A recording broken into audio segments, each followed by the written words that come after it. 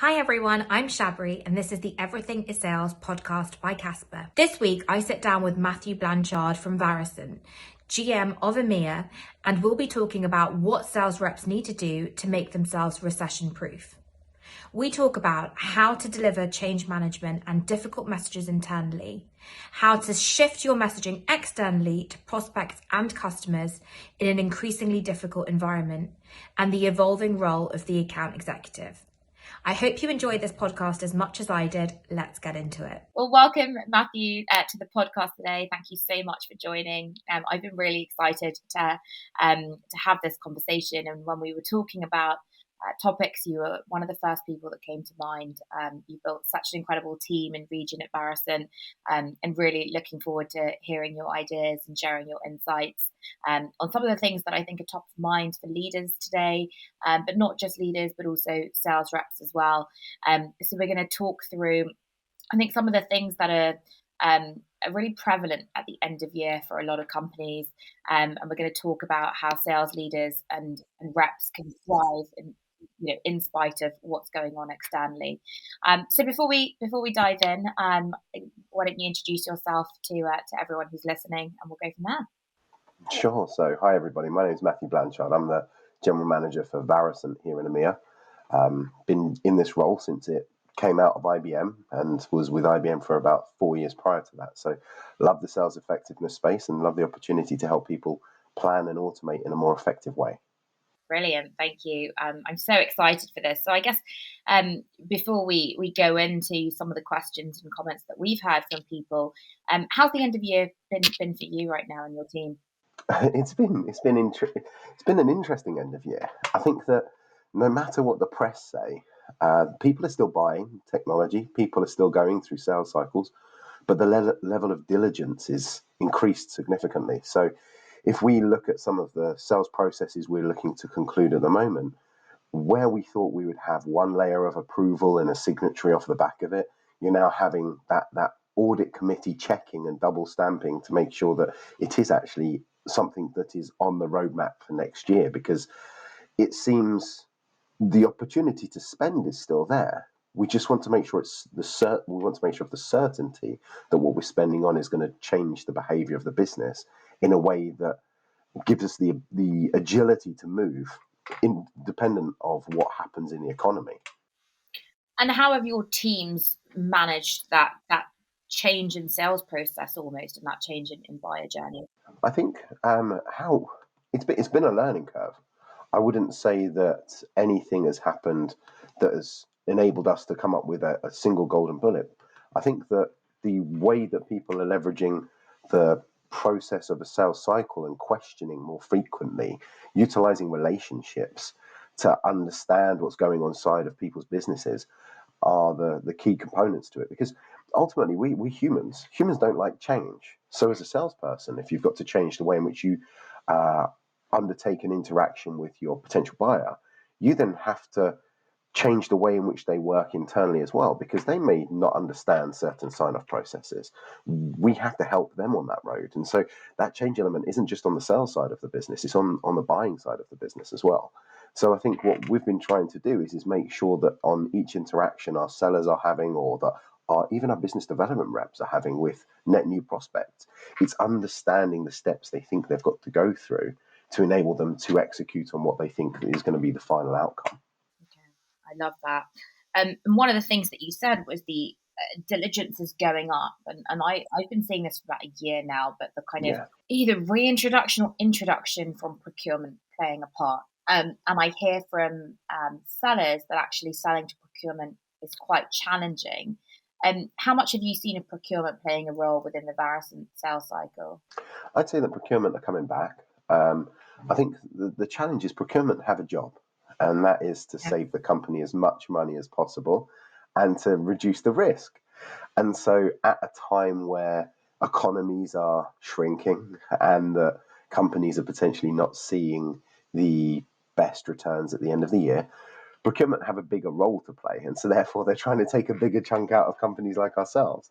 I think the key thing is it comes back down to relationships. So something that we've talked about even in a good economy, relationships enable you to get sales completed in a way that is beneficial for all parties. Understanding the value that your product or your technology brings to your partners that you're working with and your customers then enables them to help you work alongside procurement to protect the value that they're going to see from it.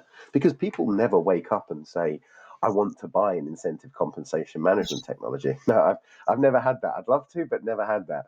What they wake up and understand is I need to have a better way of executing my strategy and to drive a behavior. And now the tangible component is what's important to the business owner, not procurement. Procurement cares about the cost. So you have to understand what your value is to your business sponsor to help mitigate some of those procurement conversations. But they are, like we're seeing at the moment, procurement are going to be there for the long term. Understanding how you can work with them, with your sponsors and with your champions is the way that you can help mitigate the impact that they will have. Yeah. You spot on. I mean, you've said that so well about, no one wakes up thinking, I want to buy, that platform today, I want to buy a sales engagement platform today. It's actually the pain that they're feeling, and are they even aware that they're feeling that pain? Because in the past, I've sold to people and they actually don't even know that that's a challenge or that there's a solution.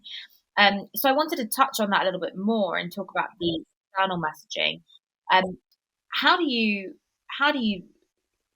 sort of position your product as an essential to have, not a nice to have? Because no one buys things that are nice to have, right? We kind of act on pain. So how do you do that for Varicent? Yeah, it's a great question. So I think the challenge for us is, as I say, nobody wakes up and goes, I need to automate compensation. But if you think about what we do, is we help organizations drive a desired behavior. So whether that be in the telco world, where they want to sell additional products to line rental that they sell, whether it be in a luxury goods domain, where they're looking to sell more products to that same consumer, because if you have somebody in a store, it's easier to sell to them than to get them to come back. What our technology does is it enables the front-end person to have true real-time understanding as to what that interaction or what that sale could make to that person. And if you align the compensation plan to the desired outcome you want, which could be net new revenue for sales, it could be customer retention for contact center staff, it could be meetings for BDRs, in other words, as long as you understand the clear correlation between the activity that you're trying to drive and the activity you want to happen and the desired outcome, then what you can do is you can start talking about the needle and changing the needle for the metric that you're looking to move. So in our case, at the moment, everybody wants revenue, but they want the right revenue. Yeah. So it's a case of how do you drive revenue? We make sure that you understand what the profitability is on your product, and the sales team understand what's best for the customer to sell to the customer, not for the customer to sell. Otherwise, that'd be an even better sales team. Like the customer becomes a seller. But also it allows you as a management team to then engage your staff on clear communication as to what it is the expectation is of them. Because at the moment, again, going through change, everybody hears uncertainty. They want transparency on what is going to be driving the behavior. So when we think about our technology, we create what we call a business value assessment, which looks at eradication of unnecessary costs, increase revenue, and decrease of the decrease of incorrect payments. Because typically most people that aren't using an automated compensation technology are using an Excel spreadsheet, and that's prone to human intervention and therefore prone to errors. As we found with Boris and the COVID rates when it first came out, a zero gets added, it means that the press can talk about it. Imagine that in a sales world. So that's what we're able to do. Also, we take away the audit risk. So if I now categorize the values that's associated with each of those specific metrics, and I go to a CFO and I ask the question, what is it that you're trying to do to drive your business into 2024? And he says, I need to increase revenue and decrease costs. Perfect. I can help you by making sure that you are eradicating costs from these areas, but making sure that all your people have transparency in these areas, reducing all of this. And so I'm playing to his world using his terms with his data, his or her data. Yeah, and it's speaking their language. And there's so much on LinkedIn right now about kind of use of terminology that are just buzzwords, right? Like yeah. I think there's someone said something about just how would you explain this to your mother, grandmother, your 4-year-old nephew? How would you explain this in kind of layman terms? So when you did this sort of shift in messaging, how did you as a leader sort of walk your teams through, this is how we're going to position what we do and how we can add value? Yeah, I think that's a great question. And I think that the reality we found was that we've always done it. It's just we've never formalized it. So we'd always had salespeople having that communication, but we'd never actually written down the steps to do it. So we'd undertaken MEDDIC as the principle that supports all of our sales cycles, but we hadn't necessarily formalized how we then created that business value back to our clients and back to our customers. So what we did was we actually formalized that process and then walked them through how, if somebody was to approach myself with that mantra, what the impact would be to the communication and the interaction they'd have with me. And then off of the back of it, when people started to see the value just inside of our own world with technologies we'd look to purchase, it was like that light bulb moment. This is actually going to accelerate our sales cycle in a period where everybody thinks it's going to elongate due to macro and global economies. Yeah. And for people who are doing this for the first time, you had MEDDIC in place, but I guess for companies who are maybe smaller or have a less formal methodology, how would you recommend that they approach that? I think get it down on paper. Whatever you think the process is, get it down on paper, because it's like when you go to build a building. You look at a house and you forget that the first part of building a house is actually the foundation. You can't elevate unless you go down. And it's the same with your business. You can't actually tell people where you want them to stand and where you want them to move without that solid foundation. So formalizing it and making sure you as a management team understand it enables you all to communicate in the same way, which therefore means that everybody gets the same answer when it comes to questions, because with change, questions come. It's how you then make sure you provide that confidence and comfort to the relevant team members that are delivering this message on your behalf, or in this case, utilizing this tactic to change the sales cycle. So because of that, you need to make sure that it's written down. If you don't write it down, too many Chinese whispers. Yeah. That's an excellent analogy. I'd never thought about it like that. But as you say that, I think there are so many people who are like, I want a sales methodology. And actually, you kind of look at what they've got and they don't even have the kind of basics of, a qualification criteria or even mapping out who their economic buyers are. You can't have that whole piece without even having some of the small components. No, and I think if I look back at my career, I've had the luxury of working with some great sales leaders and then some not so good sales leaders. But that what I found is that if we don't put things down, we do things trial by error. And so we try something and then we lose time and then we try to pivot and then we lose time. And by losing time, what we actually do is we lose the trust of the most important things, which is our resource. Because if we can't direct clearly and if we can't give an understanding as to why we're making them run in the direction that they are, they lose the desire to work with us. And therefore, we have churn and we have cost that's associated with it. And then we have an upskill problem. So actually, by doing this and making sure we understand it once, we still have the ability to change and to direct it a different way. But it's not such a big change. And people don't question the little things. It's fine-tuning. I think what you just said will resonate with a lot of people who are listening, where you've got a sort of more directive leader who's saying, Matthew, this is how we're going to do things from tomorrow. And actually not understanding the why, you can't bring people on that journey with you. No. Humans need to be guided in that way, right? Yeah, 100%. And if you think about anything that you did when you grew up at school, whether it was football, my nephew plays rugby, the first thing that kids do when they play football is they all run after the ball, because nobody gives them a clear direction, because kids at the age of 4 and 5 don't understand that if you stay spread across the park, you can evenly distribute things. Same inside of your business. If we take it back to its simplest form, is communication is so key to making sure that our businesses work.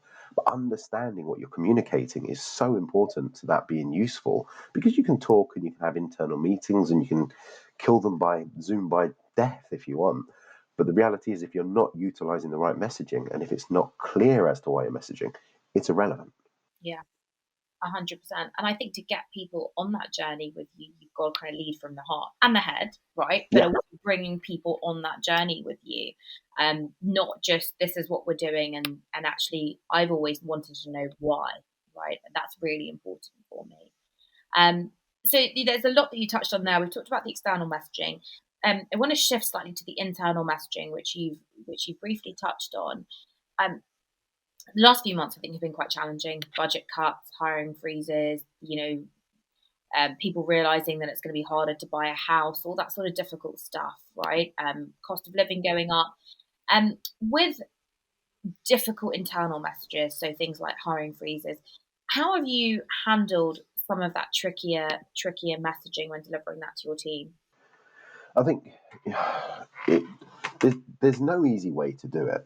And that's the thing that's behind it. There isn't an easy way to give people bad news. Yeah. But if you give people bad news and you enable them to understand why you're giving them the news you are, it's easier for them to consume. There's not the negative connotation that comes with it. So with any decision that we make sure that we as an organization on a Thursday have an internal town hall where our CEO gives feedback to the entire company as to what's happening and why. Now, it won't always be to the level of detail that we're talking about here, but having that level of transparency into our business means that when we do make these decisions and we justify as to why we're doing it, and we talk about the long-term goals and objectives that we're all striving towards together to get to that point, it's easier. We haven't been in a position yet where we've had to make employment freezes because of our continued growth. So what we've done is probably about 7 months ago, we made some business decisions that we wouldn't grow as fast as we anticipated we would. But what we are doing is we're still growing. Year over year, I think it's 46.7% inside of Europe alone from net new customer acquisition. But what we're doing is we're making sure we're doing what we call a no risk acquisitions of hiring. We're making sure that we're hiring in the right areas. We're making sure that we're doing the right things. And even with people that we have inside of our business where we can't do things that we originally once said we were going to as part of our initial roadmap, we're talking about how we are going to do that in the future, but the plan to get to that point. Because the reality is if in history every recession ends, everyone does, it's the period of time that the recession typically takes. And so in this time, BDRs are going to be more important because of the fact that actually a BDR's job isn't just to get meetings, it's to talk about the brand awareness inside of a difficult or heavily populated environment. A regional salesperson or a sales manager is always going to be a necessity for a business. Their job is going to get harder because of the buying process that we talked about. Marketing, still going to be a necessity. Operations, all of these roles are still going to be needed to a business. But if we can make sure that as we are growing, we're giving them the tools that they require, but with a clear programmatic view as to what is going to happen and what our intention is within 12, 18, 24 months, then it makes that news that you're delivering slightly easier because they understand what's going to go through it in their head. There's not that negative adversity to, am I going to get made redundant because of all the things I'm seeing on LinkedIn? Am I going to lose my job because of all the things I'm seeing in the newspaper?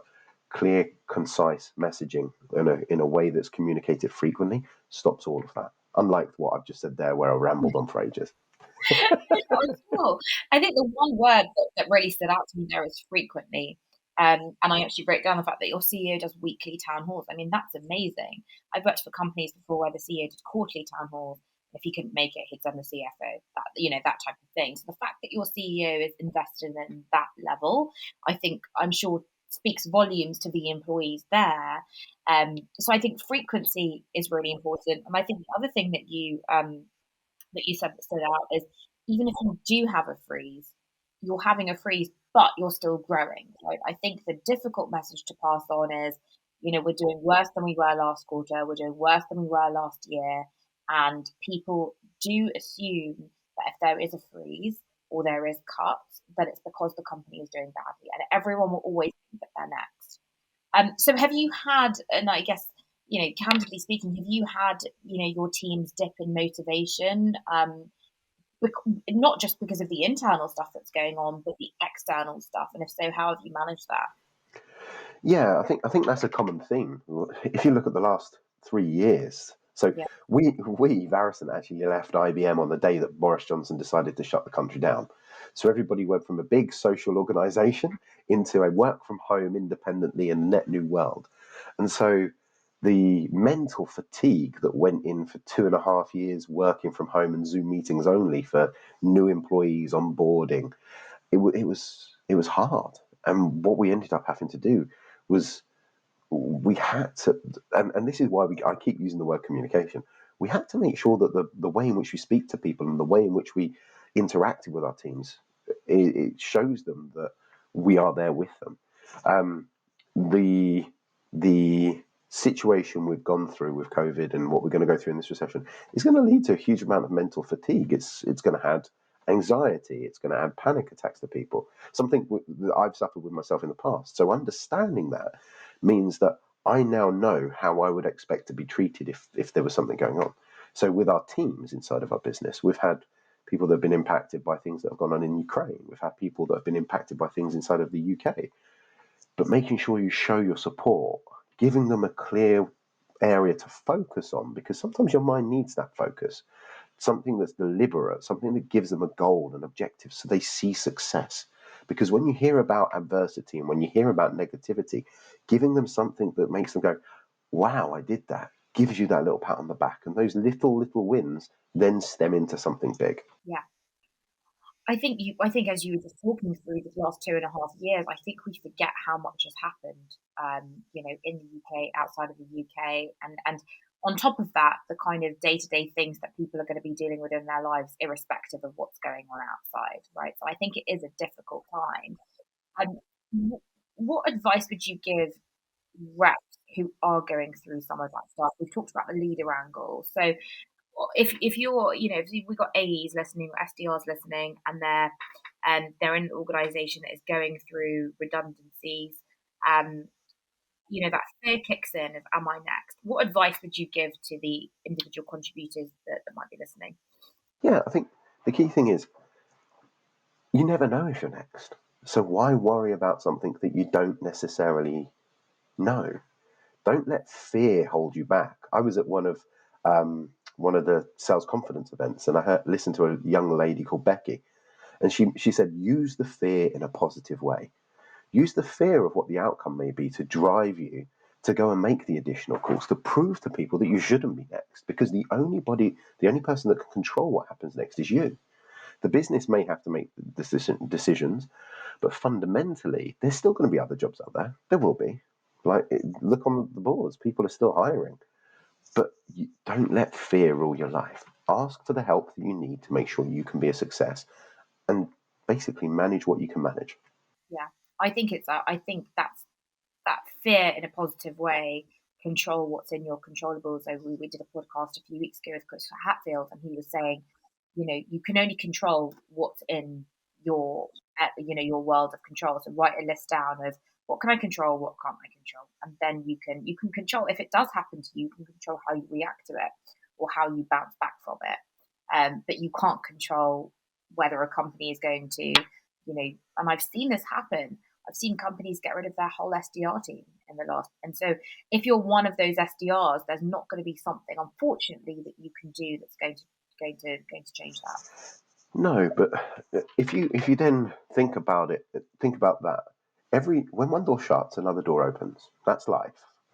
What you have to do is utilizing the skills that you've learned there, put yourself to be most attainable to other companies. So become a critical part to their business. Because an SDR is the stepping stone for getting into other roles into businesses. So inside of our world, we use SDRs to then become regional sales managers, that become partner managers, that then go into operations in some cases. Look at the skills you have and think about, what do I want to do? Because 12 months isn't a huge amount of time, and 12 months will probably be the longevity of the recession as we start to see the kick again. So take into account what it is that you want to do long term, because we're here for such a short period of time, and 12 months, and that fear is not going to drive your life forever. Like, I think you mentioned something there, control the controllables. One of the sessions I had with a mentor was, Matt, you never write anything down. You're so busy all the time, you never write anything down. And so I started to write down in a book what I had to get done in a day. And I got frustrated because I never get it all done. But actually what that showed me is I needed to start saying no to certain things to enable me to be better at other things.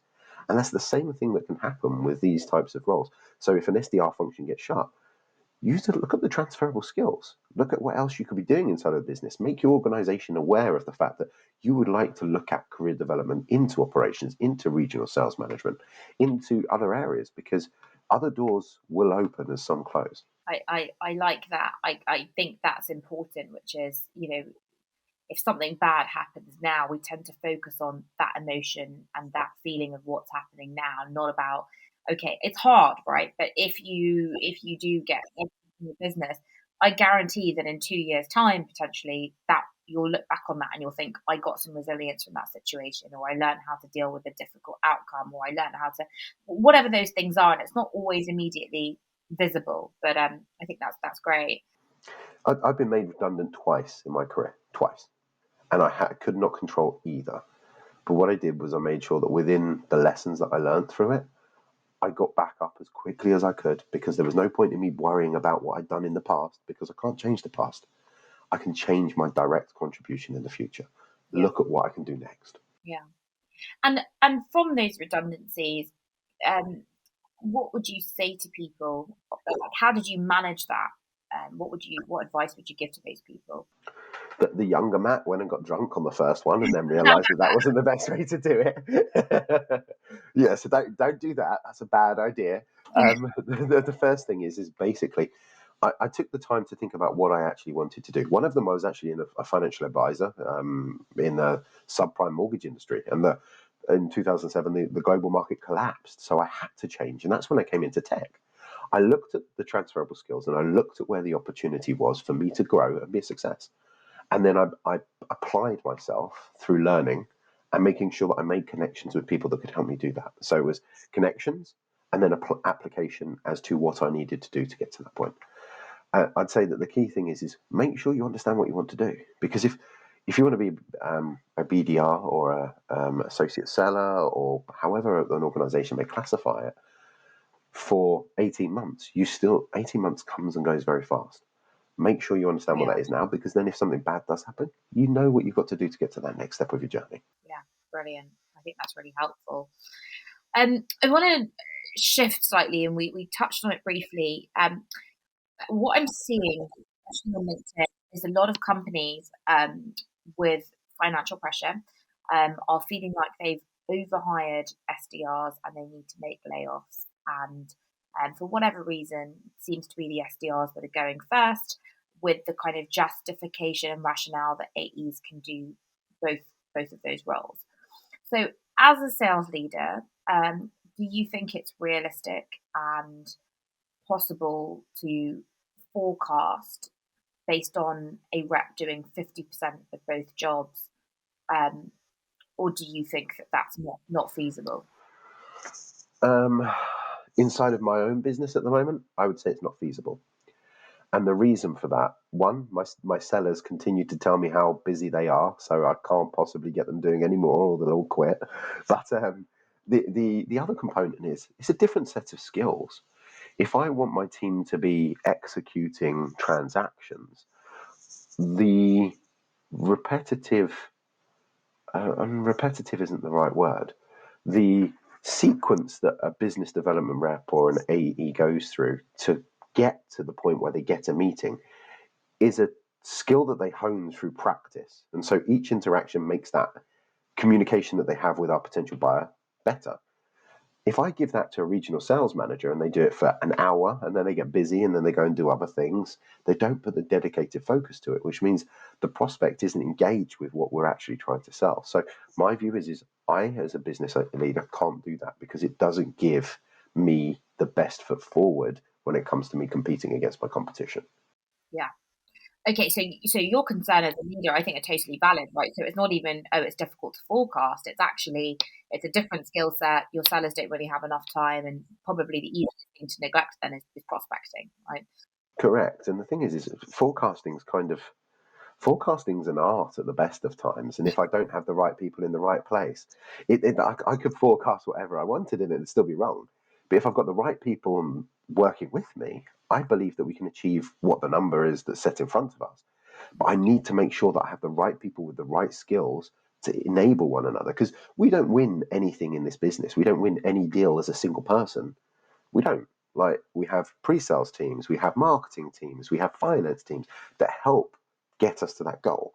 And so if I take away the first part, which is how I fill the funnel, the rest of it doesn't happen. And so to me, that's why I think it's an essential part of our business, and why I don't believe that the forecasting point is the key component of it. I believe that it's actually making sure you have the right people in the right places to make you as efficient as possible to deliver the number. Yeah. I completely agree. I think that's a really good way of looking at it. I was asked this question recently, and I thought to myself, how many AEs really have got enough time to prospect? I posed that question to my sales team at our QBRs 6 months ago, and we said, our EVP turned around and went, in your diary, if you look at the week, you have 10 blocks. So morning and afternoon, 10 blocks. How much business development work do you as a sales representative do into your clients? And each one of them said 0. And he posed the question to them, why not? Because his view is that effectively you should be doing some of your own outbound work. And their comment was, at this point in time when I'm trying to execute on deals, actually I'm leveraging that time to make sure I know more about my clients, so that I can then execute better and speak their language versus try and find net new. And when I heard that, it kind of resonated, because you're thinking, if I take that time away, our execution or our conversion rate's actually going to decrease, because we won't be speaking our customers' language, and therefore we won't be as relevant when it comes to protecting the business value, and so therefore our average deal value could come down. So therefore, to me, actually, that key component of the skills that each person has inside of the business and playing to their skills means that you get the better outcome. That's what we're backing our business on. Okay, interesting. And I think it's going through that and understanding where you can make efficiencies in your sales process, because I think there are things, I think other things will then fall to the wayside. So updating sales, listening to phone calls, preparing for, deal reviews. I think there are so many other things. People just think AEs are there to close. No, there's so many of those other things. Researching your buyers, all that sort of stuff. And if you add prospecting, something's got to give. And my opinion on that is, I think it also devalues the prospecting role, because I think what you're saying is, this doesn't warrant a full-time person. We can have, Matt, who's already closing anyway, do this. So let's just give him some prospecting to do as well. When I think it's such a key part of the sales process. Like you said, if you don't have that, everything else is gonna suffer. So if we have AEs who are listening, who have been asked to do both, what would you suggest to them? I'd say look at their working week. Look at how many hours they actually have in their working week, and look where they dedicate their time to. And show your management exactly what you do day in, day out. Because I think a lot of, based off on the experience that I've had in some of the largest technology companies in the world, there's a perception that AEs, like you say, simply close the business. But then they will hold them to account for not forecasting correctly, because you're 100% correct. CRM is the Bible for every business. But if you show them, okay, in a working year, I have this many hours of work. This is dedicated to this. This is dedicated to that. This is what I do here. There's no way your manager is going to prioritize something above what you're already doing to give you business development work, because business development work is much more. It's a genuine role. It's not just a part-time role. It's a genuine role. I actually started off as a business development person, making 120 calls a day. I moved into sales. I was told the same thing. And then when you're trying to do sales and everything together, it just doesn't work, because your mind can't be clear on what your objectives actually are. But show your management team what you do day in, day out. Show them the interactions you're having. Show them the success that you've seen from the actions that the way in which you work, because you can't argue with success. Yeah, I think that's brilliant advice. Like, demonstrate why you can't do it, as opposed to saying, I just don't want to do it. I don't think it's my role. So kind of going with evidence almost of why that isn't best for the business, not just you. Okay, brilliant. Well, the last thing I wanted to kind of touch on is this phrase of the score takes care of itself, and we've talked about this a little bit already, as kind of controlling the controllables, which we've talked about. It's increasingly tough right now when there's a lot of pressure. We're at the end of quarter, end of year for a lot of companies. There's a lot of noise. So the score takes care of itself. Kind of alludes to the fact that there are variables that you can and can't control. What do you think for individuals are those controllables that can be controlled?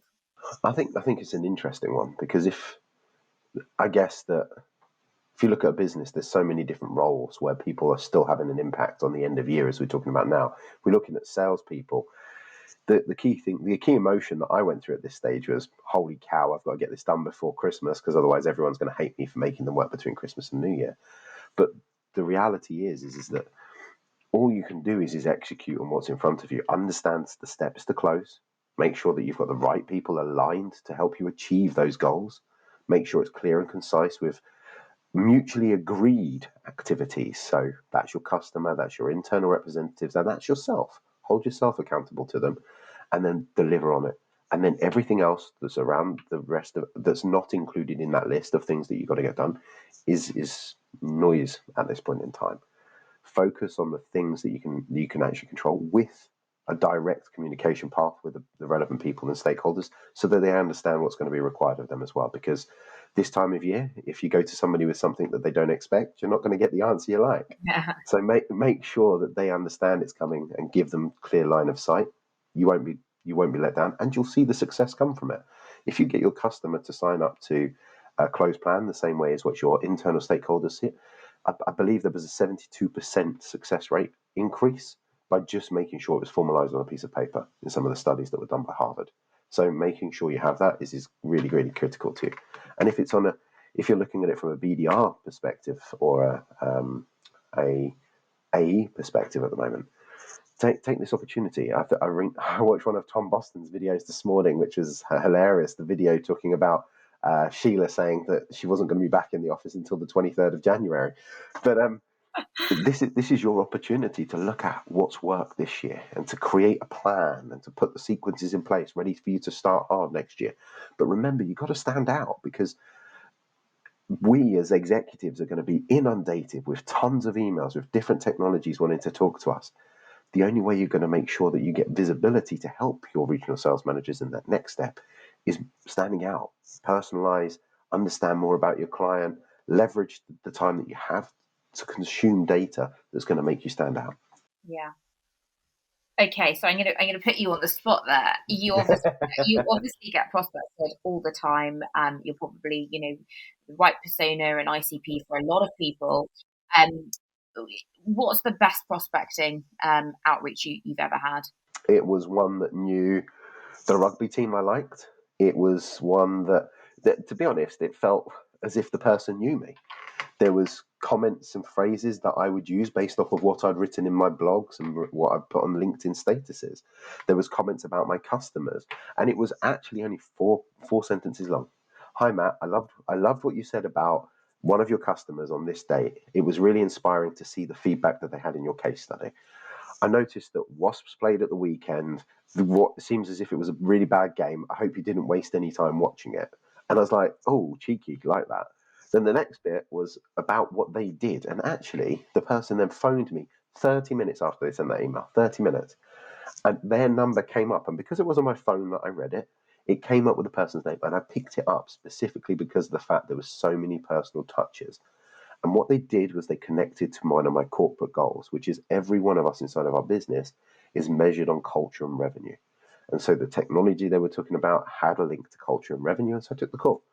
It's that personal element. It's making sure you know the person you're talking to, because I get some that are so awful. I had one the other week that was, dear blank, fill in name.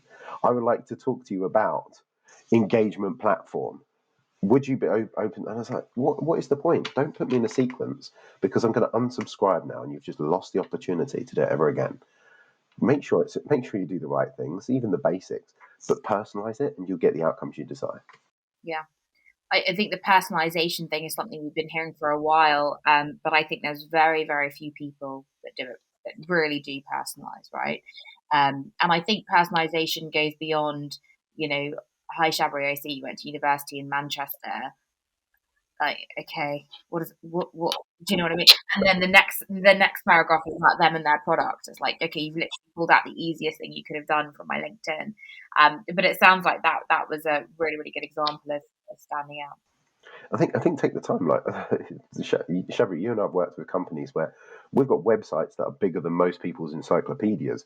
So go on there and actually familiarize yourself with the technology and what the person does. Read some of the anecdotal information about what customers say, because if you come to me with a quote from, say, one of my clients as to what they've achieved and how your technology can do something similar for us, all of my customers are a success in my eyes.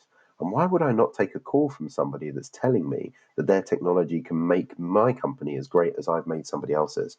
That's the thing that I think a lot of people miss, is those case studies on people's websites are accolades about our organization's success. So why would I not pick up a call if something is going to make me better than somebody I hold in high regard? Yeah, I think that's a really, really good point. But I've learned so much just from talking to you. I've written down pages of notes, and I'm sure that everyone who's listening to this is going to have loved this as well. So where can people find you? Where can people get in contact with you? And if someone is trying to prospect to you, then you've given them all of the tips on a silver platter. But what's the best way for people to reach out to you, Matt, if they want to learn more about Varicent? Yeah, sure. So obviously I'm available on LinkedIn. I'm fairly vocal and familiar with it. And at the same time, my WhatsApp number is out available. So feel free to contact me. I'm here to help people, whether it be in the form of what our technology can do, but also to help other people that are struggling, because I don't like to see people struggle. And so therefore, if you're asking for help, we're always here. Thank you so much. I'm sure there'll be lots of people who want to dig into some of the stuff that you've said. But you've been amazing to chat to. Thank you for sharing all your insights and ideas. Thanks, Shabri.